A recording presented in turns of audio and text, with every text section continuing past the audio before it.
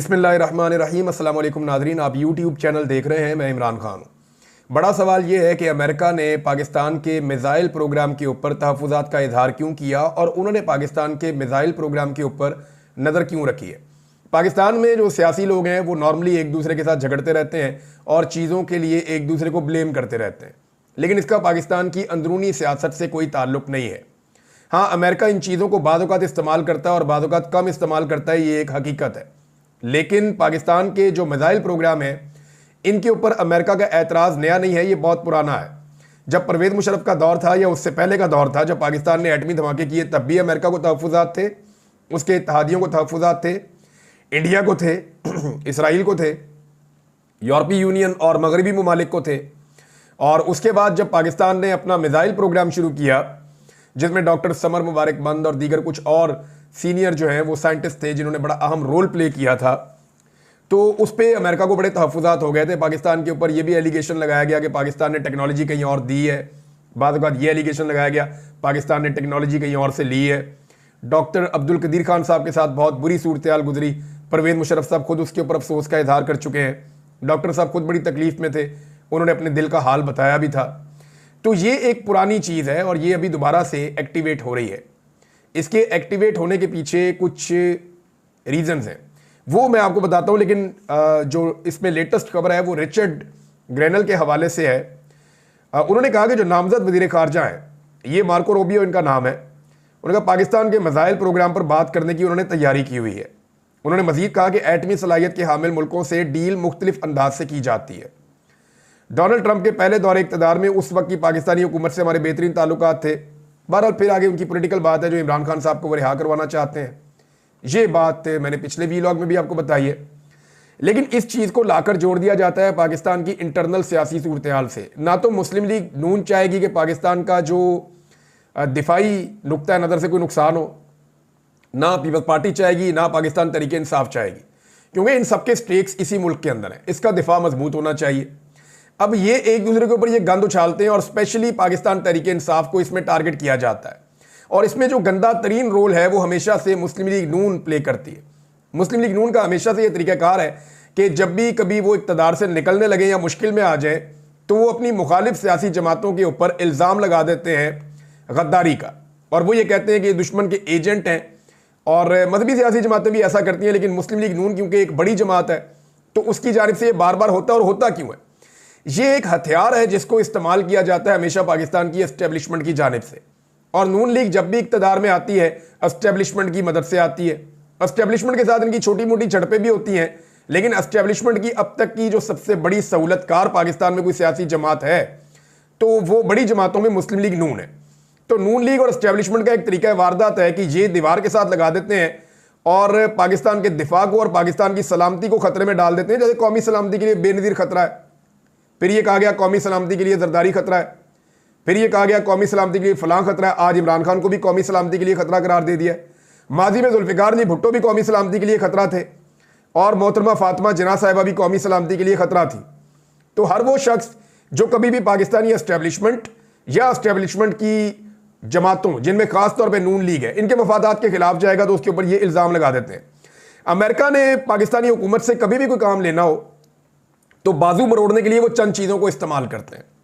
Number एक, वो Pakistani establishment को इस्तेमाल करते हैं क्योंकि एस्टेब्लिशमेंट उनकी बात मान लेती है। अमेरिकन एस्टेब्लिशमेंट की तो एक तो सियासतदानों को काबू करना हो तो पाकिस्तानी एस्टेब्लिशमेंट के जरिए करते हैं। दूसरा, यूरोपीय यूनियन और बरतानिया के जरिए से करते हैं। वहाँ पर इनकी जायदादें, वहाँ इनके बच्चे हैं, वहाँ इनका आना जाना है, तो वहाँ पर थोड़ा सा बाजू मरोड़ते हैं तो वहाँ पर भी ये ठीक हो जाते हैं। तीसरा, कुछ पार्टियों के लिए यानी खासतौर पर नून लीग या मजहबी पार्टियों के लिए अमेरिका इस्तेमाल करता है अरब ममालिक को, और वहाँ से आने वाले हुक्म को ये लोग नहीं टालते। और चौथा, IMF वगैरह को फाइनली इस्तेमाल किया जाता है कि इनकी मईशत के ऊपर ज़रब लगाओ, ये बंदे बन जाएंगे। और अगर पाकिस्तान की एस्टेब्लिशमेंट को अमेरिका ने दबाव में लेना हो तो वो क्या करते हैं? उसमें उनके पास दो सिंपल रास्ते होते हैं जिनको वो इस्तेमाल करते हैं। नंबर एक, तो वो नॉर्मली एस्टेब्लिशमेंट को डायरेक्ट कहते हैं, बात मान ली जाती है। जैसे मुशर्रफ साहब ने, ज़ियाउल हक ने, सब ने बात मानी, आज भी बात मानते हैं। जैसे बाजवा साहब ने बात मान ली फौरी तौर पर, और बाजवा साहब तो चाहते ही ये थे कि इमरान खान का रिजीम चेंज किया जाए, उन्होंने तो ग्राउंड बनाया था, तो बात तो उन्होंने माननी थी।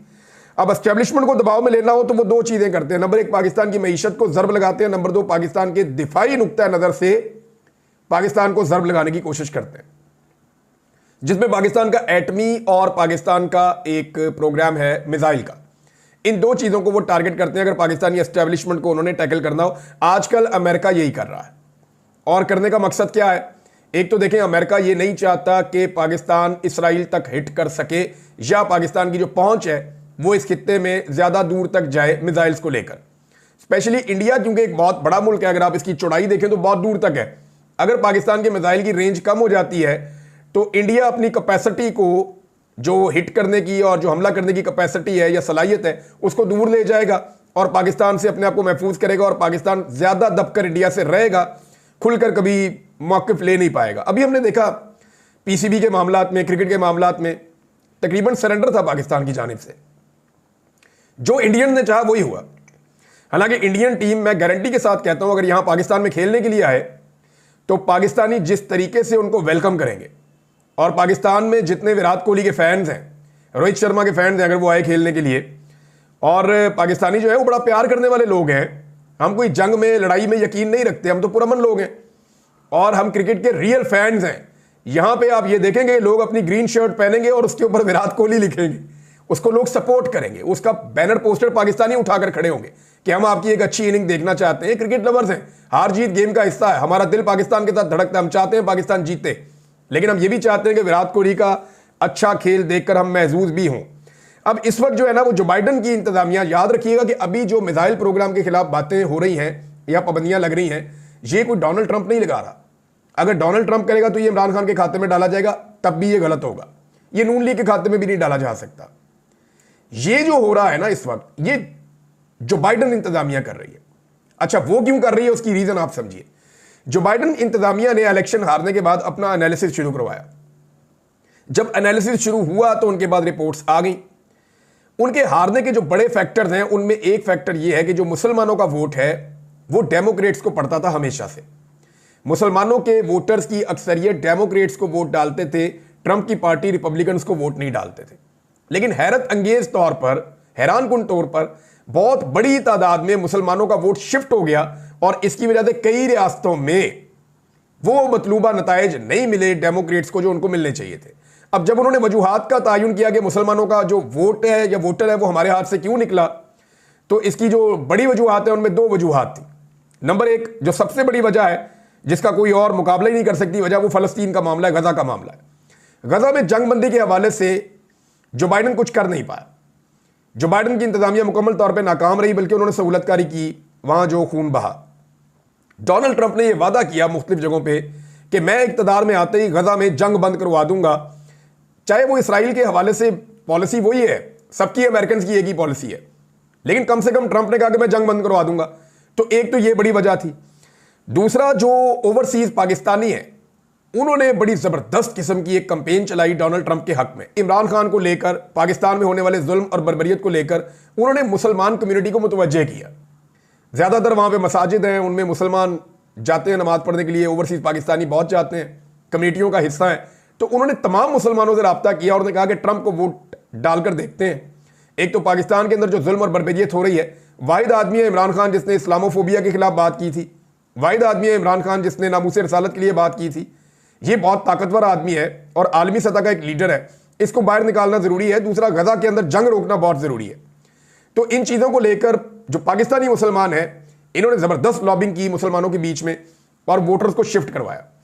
अब ये जो बाइडन इंतजामिया को इस बात का एहसास हुआ कि पाकिस्तान के अंदर जिस रजीम को हमने सपोर्ट किया कि जो मर्जी आप करें हम आपके साथ हैं, वो रजीम ओवरसीज पाकिस्तानियों की सपोर्ट दिलवाने में मुकम्मल तौर पे नाकाम रहा। हालांकि इन्होंने बड़े दावे किए थे कि ओवरसीज पाकिस्तानी आपका साथ देंगे, लेकिन ओवरसीज पाकिस्तानियों ने साथ नहीं दिया जो बाइडन का, जिसके नतीजे में उनको एक बड़ा डेंट पड़ा और कई रियासतों के अंदर उनको शिकस्त हुई इस वजह से, या उनके वोटर टूटे हैं। कम से कम मुसलमान वोटरों का एक फैक्टर है, ये ऐसा नहीं है कि सारा कुछ मुसलमानों ने किया, लेकिन एक फैक्टर वो है और इस वजह से उनकी आप पॉलिसी अब थोड़ी सी बदलती हुई भी देख रहे हैं। अब इसमें एक चीज आप और अपने ध्यान में रख लें कि इमरान खान के साथ जो भी हुआ ना, इसमें जो बाइडन इंतजामिया की सहूलतकारी शामिल है पाकिस्तान में जो भी हुआ। अब अमरीकी ये नहीं कह रहे कि इमरान खान को हुकूमत में, यानी अब ये प्रोपेगेंडा किया जा रहा है कि जनाब, कल तक ये कहते थे कि जनाब बैरूनी मुदाखलत नहीं होनी चाहिए, तो बात ये अब पूछी जा रही है कि अब ये क्यों कहते हैं कि जी ये मुदाखलत ठीक हो रही है। तो हलाल मुदाखलत और हराम मुदाखलत की किस्म के सवाल किए जा रहे हैं। तो इसका सिंपल जवाब मैं आपके सामने रख देता हूं कि अमेरिका की उस वक्त की डिमांड और अब की डिमांड में फर्क है, और यह काम पाकिस्तान को बगैर मुदाखलत के खुद करने चाहिए। मैं आज भी ये कहता हूं कि बाहर वाला कोई हमें आगे समझाए या हमसे आगे बात करे, इससे बेहतर है कि हम खुद समझें और अपने फायदे और नुकसान के मुताबिक खुद बेहतर फैसले करें और अवाम के फैसलों को माने। अब पहले जो मुतालबात थे वो क्या थे, या जो बाइडेन ने इंतजामिया ने क्या किया था? नंबर 1, उनका वाज़ेह हुक्म आया था कि हुकूमत गिरा दी जाए इमरान खान की। नंबर 2, उनका वाज़ेह हुक्म था कि इमरान खान को इक़्तिदार में नहीं रहने देना, दोबारा इक़्तिदार में ना आए। फिर जितना भी जुल्म और बर्बरियत पाकिस्तान में हुई उसमें वो मददगार रहे। इलेक्शन धांधली के ऊपर वो मुकम्मल खामोश रहे। मुतनाज़ तरीन आइनी तरामीम हुई, MNAs और सेनेटर्स को अगवा किया गया, इसके ऊपर वो बिल्कुल नहीं लिखे। बहुत सारे लोगों ने लिखा, वो बोले ही नहीं। इंसानी हकूक़ की खिलाफ वर्जियों और जबरी गुमशुदगियों पर भी अमेरिका हैरान कुन तौर पर ना सिर्फ खुद खामोश रहा बल्कि अपने इत्तेहादियों को भी तकरीबन खामोश रखा। IMF और दीगर इदारों के जरिए से पाकिस्तान की बदतरीन पॉलिसियों और बदतरीन माशी हालात के बावजूद उन्होंने मुकम्मल मुआवनत करवाई। तो ये था उनका मॉडल। अब क्या मांगा जा रहा है इस वक्त? इस वक्त जो मांगा जा रहा है, नंबर 1 ये कहा जा रहा है कि इमरान खान साहब को जाली मुकदमात से रिहाई दी जाए। देखें, जिस वक्त ये मांगा जा रहा है ना, उस वक्त इमरान खान ने 99% मुकदमात अपने खुद खत्म करवा लिए हैं। यानी इमरान खान साहब के 180 से ज्यादा मुकदमात हैं, लगभग डबल सेंचुरी होने वाली है उनकी। इन मुकदमात में से इमरान खान साहब के ऊपर 2-3 ही एक्टिव हैं। तो अंदाजा कर लें आप कि उनके जीतने की परसेंटेज या उनकी अपने आप को बाहर निकालने की जो इमरान खान साहब की फतह की परसेंटेज है वो 99% है। तो इमरान खान साहब तो ऑलरेडी चीजें कर चुके हैं। दूसरा यह है कि अमेरिका अब यह कहता है कि मैंडेट का एहतराम करें। वो ये नहीं कहता इसकी हुकूमत हटाओ, इसकी हुकूमत बनाओ, कहते नहीं, ये पब्लिक को फैसला करने दें, मैंडेट का एहतराम करें और इंसानी हकूक की खिलाफ वर्जियां बंद की जाएं। अब ये एक रियल फैक्ट है, हर पाकिस्तानी ये जानता है कि पाकिस्तान में बदतरीन खिलाफ वर्जियां हुई हैं इंसानी हकूक की, और इसमें किसी किस्म की दो राय नहीं है। अब हुआ यह है कि बजाय इन चीज़ों के सीखने के, पाकिस्तान की एस्टेब्लिशमेंट ने अपना मजहबी चैप्टर लॉन्च कर दिया है। मजहबी चैप्टर जो लॉन्च हुआ है उसके अंदर पहला जो स्टेटमेंट आया वो ताहिर अशरफी साहब की जानिब से आना था। वही स्टेटमेंट आया ताहिर अशरफी साहब की जानिब से, और उन्होंने कहा जी कि अमेरिका को क्यों नज़र नहीं आता गुआंतानामो बे, और आफिया सिद्दीकी जो बेगुनाह है वो क्यों नज़र नहीं आती। तो मेरा सवाल यह है ताहिर अशरफी साहब से कि उन्होंने अपनी ज़िंदगी में आफिया सिद्दीकी और गुआंतानामो बे के मामलात के ऊपर कितने एहतजाज किए, कितना जोर लगाया, और ये उनका कॉन्स्टिट्यूशनल राइट है। ताहिर अशरफी साहब का ये हक है कि वो रोज़ाना गुआंतानामो पे बात करें, जैसे अमेरिकन का हक है कि वो बात कर सकते हैं इंसानी हकूक़ की खिलाफ वर्जियों पे, जैसे मेरा हक है कि मैं फ़लस्तीन पे बात कर सकता हूँ, मैं यूक्रेन और रूस के मामले पे बात कर सकता हूँ, पूरी दुनिया में जहाँ पे मैं अपना पॉइंट ऑफ व्यू दे सकता हूँ। इसी तरह ताहिर अशरफी साहब का ये हक था कि वो हमेशा बात करते, जब भी जाते सऊदी हुक्मरानों को मिलने के लिए, तो क्या उन्होंने कितनी मरतबा सऊदी हुक्मरानों को कहा कि आप अमेरिका से कह के डॉक्टर आफिया को छुड़वा दें, या उन्होंने कितनी मरतबा कहा कि आप मजम्मत करें गुआंतानामो बे की, या कितनी मरतबा उन्होंने खुद आवाज़ उठाई। तो खुद अगर आप इंसानी हकूक़ के लिए आवाज़ नहीं उठा रहे तो दूसरों को आप आवाज़ उठाने से मना नहीं कर सकते, क्योंकि ये मामला जो है वो सिंपली है मिलिट्री कोर्ट्स के हवाले से। मैं मिलिट्री कोर्ट्स पे आता हूं, लेकिन पहले एक खबर और है। ख्वाजा आसिफ साहब ने एक स्टेटमेंट दिया इमरान खान साहब को लेकर, और उनका स्टेटमेंट इमरान खान साहब को लेकर ये है, जैसे वो हमेशा कहते हैं जी इमरान खान यहूदियों का एजेंट है। अब ज़रा आप स्टेटमेंट देख लें। इमरान खान एक इसराइली असासा है जिसके ज़रिए वो वाहिद मुसलमान एटमी कुव्वत को खुदा न खास्ता सरनगू करना चाहते हैं। ये जनाब ख्वाजा आसिफ का स्टेटमेंट है। ये हमेशा मज़हब को इस्तेमाल करेंगे, हमेशा हुब्बुल वतनी को इस्तेमाल करेंगे, गद्दार कहेंगे एक बंदे को, तौहीन मज़हब का इल्ज़ाम लगाएंगे। ये चीज़ें ये हमेशा करते हैं क्योंकि इनकी तरबियत एस्टेब्लिशमेंट के साथ हुई है।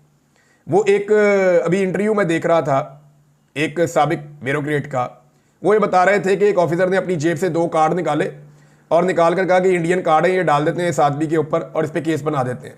यानी बड़े आराम से, मुझे एक DIG है उन्होंने बताया, उन्होंने कहा मुझे बहुत धमकाया गया, ये कहा गया आप पे ये डाल देंगे, ये डाल देंगे, आपको नौकरी से निकाल देंगे, हमारी बात माने। मैं नहीं मानता था, तो फाइनली कहा कि हम आपके ऊपर तौहीन रसालत डाल देंगे। ये पाकिस्तान की एस्टेब्लिशमेंट ने उनके साथ किया। उन्होंने मुझे खुल के ये बात बताई, कभी वो किताब लिखेंगे तो उसमें सामने भी आ जाएगा। चंद चीज़ें मैं आपके सामने रखना चाहता हूं जिसे ख्वाजा आसिफ इसराइल का असासा कह रहे हैं उसके बारे में। नंबर 1, इमरान खान साहब के ऊपर उनके दौरे इक़्तिदार में इसराइल को तस्लीम करने के लिए शदीद तरीन दबाव था, और इसके बहुत सारे गवाह मौजूद हैं, वो खुद भी कह चुके हैं। लेकिन इमरान खान साहब ने किसी सूरत भी इसराइल को तस्लीम करने से इनकार कर दिया, बल्कि उन्होंने ये कहा कि मैं अपने अल्लाह को क्या जवाब दूंगा। नंबर 2, जनरल बाजवा जिन्होंने ख्वाजा आसिफ साहब को MNA बनवाया था, जनरल बाजवा सहाफियों के साथ खुद ये कहते रहे हैं, एक मीटिंग में मैं भी मौजूद था, वो ये चाहते थे कि इसराइल को तस्लीम करने की तरफ मामला आगे बढ़े और पाकिस्तान के मीडिया में इसको डिस्कस किया जाए। और वो ये कहते रहे हैं निजी महफिलों के अंदर कि पाकिस्तान को क्या मुसीबत है। नंबर 3, इमरान खान साहब के जो मुखालिफ सहाफी हैं या जो प्रो एस्टैब्लिशमेंट और प्रो मरियम नवाज हैं या नवाज शरीफ के करीबी जो सहाफी हैं, उनका वफद इसराइल में जाता है मुलाकातों के लिए, और किसी का क्यों नहीं जाता। नंबर 4, इसराइल के खिलाफ कोई वादे मौक़िफ़ इस हुकूमत का अभी तक नहीं आया। नंबर 5, जो लोग भी फ़लस्तीन के हक में एहतजाज करने के लिए निकले या जिन्होंने फ़लस्तीन का परचम उठाया, उनके ऊपर मौजूदा पाकिस्तानी रजीम ने ना सिर्फ टॉर्चर किया बल्कि उनसे झंडे भी छीने, उन्हें गिरफ्तार भी किया गया। साबिक सेनेटर मुश्ताक अहमद साहब वो इसकी वाज़े और जिंदा मिसाल है। जितना जुल्म और बर्बरियत उन्होंने और उनकी फैमिली ने देखा, उनके बच्चे और बेगम तक को अगवा किया गया, बार बार गिरफ्तार किया गया, सिर्फ इसलिए कि वो फ़लस्तीनियों के हक में आवाज़ उठा रहे थे। इमरान खान साहब की अक़वाम मुत्तहिदा की तकरीर आप निकाल कर देख लें, पाकिस्तान की तारीख में कभी किसी ने इस्लामोफोबिया के हवाले से, नामूस रसालत सल्लल्लाहु अलैहि वसल्लम के हवाले से और फ़लस्तीनियों के हक में ऐसी शानदार तकरीर नहीं की। इमरान खान ने ज़ोरदार आवाज़ उठाते हुए उसको एक बड़ी जेल करार दिया था और एग्जाम्पल देकर दुनिया को कायल करने की कोशिश की थी कि आपको फ़लस्तीनियों को इंसाफ देना पड़ेगा। अभी एक और चीज़ आप गौर करें कि मौजूदा हुकूमत के दौर में ही क्यों इसराइल ने एक बड़ा हमला किया गजा के ऊपर। तारीख का बदतरीन हमला होता है और मौजूदा दौरे हुकूमत में होता है, और ये उसके ऊपर अभी तक कुछ भी करने में नाकाम है। इस हमले को 1 साल से ज्यादा अरसा गुजर चुका है और बदतरीन फ़लस्तीनियों की नस्लकुशी हुई है। तो ख्वाजा आसिफ साहब को देखना पड़ेगा, वो वजीर दिफा हैं, उन्होंने फ़लस्तीनियों के दिफा के लिए क्या किया और इमरान खान साहब ने अपने दौर में क्या कुछ किया था, ये सबके सामने, और उनके ऊपर कितना दबाव था इसराइल को तस्लीम करने के लिए। ये चीज़ अब सारी दुनिया जानती है और वो सहाफ़ी गवाहियाँ देते हैं जो ख्वाजा आसिफ या उनकी जमात के बहुत करीब रहे हैं। मिलिट्री कोर्ट के हवाले से इमरान खान साहब के कुछ साबिक बयानात पे तनकीद की जा रही है, बिल्कुल ठीक बात है, बिल्कुल ठीक बात है। माजी में इमरान खान साहब ने इसको सपोर्ट किया था कि मिलिट्री कोर्ट से सजाएं हो सकती हैं, लेकिन ये किया था दहशतगर्दों के हवाले से। अब मैं एक चीज़ समझ गया हूँ कि जो चीज़ हम ये समझते हैं ना कि मजबूरी है और इन हालात में ये काम हो जाना चाहिए, चाहे ये काम कानून और आइन की नज़र में गलत है, लेकिन हमारे हालात की मजबूरी है, तो कल को सही काम को करने के लिए जो गलत तरीक़ाकार इस्तेमाल किया जाता है वही मुड़ के हमारे ऊपर भी आ जाता है। यानी हमें ऐसा लगता था कि जो आदमी बम धमाके करे उसको जबरी तौर पे लापता कर दिया जाए, लेकिन फिर हमने देखा कि हर उस बंदे को जबरी तौर पे लापता कर दिया गया जिसने कभी दहशतगर्दी का एक गमला भी नहीं तोड़ा हुआ, एक शीशा भी नहीं तोड़ा हुआ। हमने देखा वही चीज़ मुड़ के हमारे ऊपर आ गई। लिहाजा जबरी लापता करने की सख्त मुखालफत हमेशा करनी चाहिए थी, आज भी करनी चाहिए। किसी को नहीं करना चाहिए, चाहे वो मुजरिम है चाहे वो नहीं है, आप कानून के मुताबिक चलें। इसी तरह मिलिट्री कोर्ट्स की जस्टिफिकेशन दी गई कि दहशतगर्द हैं, अदालतों से छूट जाते हैं, जजों पे दबाव होता है, तो भाई आप अपने सिस्टम को ठीक करें। यह नहीं हो सकता कि मिलिट्री कोर्ट के अंदर आप सिविलियंस को लेकर चले जाएं, चाहे वो कोई भी, आप नहीं ले जा सकते। अब इसकी मुखालफत करनी होगी। ऐसा नहीं है कि इमरान खान साहब आसमान से उतरे, इंसान सीखता है, वक्त के साथ साथ सीखता है। इमरान खान साहब ने अपनी जिंदगी में अपनी कई गलतियों की निशानदेही करके खुद कहा कि मैं वहां गलत था, मुझे वो ठीक करना चाहिए था। यह एक लीडर की निशानी है कि उसने गुजरे हुए वक्त से और अपनी गलतियों से सीखा और वो आगे बढ़ गया। जो लोग अपनी गलतियों पे अड़ जाते हैं वो कभी भी ठीक नहीं होते। मैंने क्यों जाके बलोचों से माफी मांगी, मैं क्यों अपनी कुछ चीजों के ऊपर ये कह चुका हूं कि मादी में मैंने ये चीजें गलत की, वो इसीलिए कहा कि मैंने वक्त से सीखा और मैंने ये सीखा कि पाकिस्तान ऐसे नहीं चल सकता, ये जुल्म और ज्यादती और इसका सिलसिला अब हमेशा के लिए बंद होना चाहिए। अच्छा, इसमें जनाब अब सजा पाने वाले दाऊद खान के वालिद ने GHQ और वजारत दिफा को ये लेटर लिखा है, जिनको फौजी अदालत से सजा दी गई है कि जनाब आप हमें कॉपी दें फैसले की। अब फैसले की कॉपी आएगी तो आपको बड़ा मजा आएगा नाजरीन, क्योंकि जो फैसले लिखे गए हैं ना उनके बारे में जो अब तक इतला आ रही है वो बड़े इंटरेस्टिंग है, और जब आप उनके फैक्ट्स पढ़ेंगे तो पाकिस्तान में एक नया मीम्स का सिलसिला शुरू हो जाएगा। आने वाले दिनों में ये फैसले आपके सामने आ जाएंगे। चिनार की सूरत हाल पर नाज़रीन मैंने बात करनी है, लेकिन एक चीज़ बताऊं, रावलपिंडी स्टेडियम में अता तारड़ साहब गए। अब उनको वज़ीर आज़म और मरियम नवाज जैसा प्रोटोकॉल तो नहीं दिया जा सकता कि सारे स्टेडियम के अंदर अपने बंदे ले जाके बैठाएं। वहां लोगों ने कैदी नंबर 804 के नारे लगा दिए और पूरे स्टेडियम में इमरान खान के ही नारे लग रहे थे, और एक जो लोगों का फेवरेट नारा है कि मरियम के पापा चोर हैं, वो नारा भी लग रहा था। तो बड़ी शर्मिंदगी हुई इनको, यहां पे जहां जाएंगे पाकिस्तान में नारे लगेंगे चोर चोर के। ये बच नहीं सकते, कभी भी ये बच नहीं सकते। इन्होंने मैंडेट चोरी किया हुआ है, ये पब्लिक के बीच में जा ही नहीं सकते, ये लोगों को फेस ही नहीं कर सकते, और ये एक रियलिटी है। इससे अब ये नहीं भाग सकेंगे। इन्हें अवाम में वापस जाने के लिए जमहूरी तरीकाकार इख्तियार करना पड़ेगा और उसमें इनको टाइम लगेगा। नाज़रीन, पारा चनार की सूरत हाल पर हम बाद में ज़रूर डिटेल में बात करेंगे, लेकिन मैं आपको यह बताऊं कि हुकूमत की सूबाई और वफाकी हुकूमत दोनों की इस वक्त अव्वलीन तरजीह होनी चाहिए। वहाँ जो रास्ते बंद हैं, अद्वियात का मसला है, बच्चों का मसला है, पाकिस्तान का मीडिया उनका गुनाहगार है और इसके ऊपर हमसे पूछ होनी है बाद में कि इसके ऊपर आपने बात क्यों नहीं की। क्योंकि देखें वहाँ पे 100 के करीब बच्चों के बारे में बताया जाता है, लेकिन जो एस्टेब्लिशमेंट के माउथ पीस हैं खैबर पख्तूनख्वा हुकूमत में बैरिस्टर साहब, वो इसको डिनाई करते हैं। फिर भी सूरत हाल बहुत कशीदा है, सूरत हाल बहुत गंभीर है, इसके ऊपर रियासत को फौरी तौर पर तवज्जो देनी चाहिए। अब तक के लिए इतने, अपना ख्याल रखिएगा, अपने इस चैनल का भी। अल्लाह हाफिज़।